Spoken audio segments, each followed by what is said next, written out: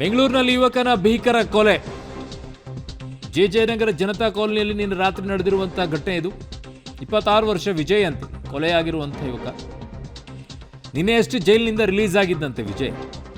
ಹಳೆ ದ್ವೇಷದ ಹಿನ್ನೆಲೆಯಲ್ಲಿ ಮಾತುಕತೆಗೆ ಅಂತ ಕರೆಸಿ ಈ ಕೊಲೆಯನ್ನ ಮಾಡಿದ್ದಾರೆ. ಜೆಜೆನಗರ ಪೊಲೀಸರು ಸ್ಥಳಕ್ಕೆ ಭೇಟಿಯನ್ನ ಕೊಟ್ಟು ಪರಿಶೀಲನೆಯನ್ನ ಮಾಡಿದ್ದಾರೆ. ಸೊ ಬೆಂಗಳೂರಿನಲ್ಲಿ ಯುವಕನ ಭೀಕರ ಕೊಲೆಯಾಗಿದೆ. ಸೊ ಇನ್ನೊಂದು ಕಡೆಗೆ ಕೊಲೆ ಆರೋಪಿಗಳ ಕಾಲಿಗೆ ಗುಂಡೇಟನ್ನು ಕೊಟ್ಟಿದ್ದಾರೆ. ಜೆಜೆನಗರ ಇನ್ಸ್ಪೆಕ್ಟರ್ ಕೆಂಪೇಗೌಡ ಅವರು ಫೈರ್ ಅನ್ನು ಮಾಡಿರೋದು.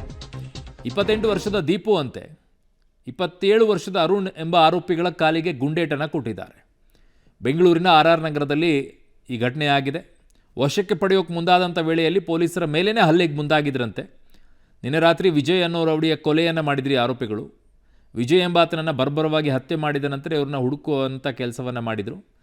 ಪತ್ತೆಯನ್ನು ಮಾಡುವಂಥ ಸಂದರ್ಭದಲ್ಲಿ ಇವರು ಪೊಲೀಸರ ಮೇಲೆ ದಾಳಿ ಮಾಡಿದಾಗ ಪೊಲೀಸರು ಅವರ ಕಾಲಿಗೆ ಗುಂಡೇಟನ್ನು ಹೊಡೆದಿದ್ದಾರೆ. ಕಾಲಿಗೆ ಹೆಂಗೆ ಹೊಡಿತಾರೆ ಅನ್ನೋದು ನನಗೆ ಇಲ್ಲಿವರೆಗೂ ಕೂಡ ಪ್ರಶ್ನೆ.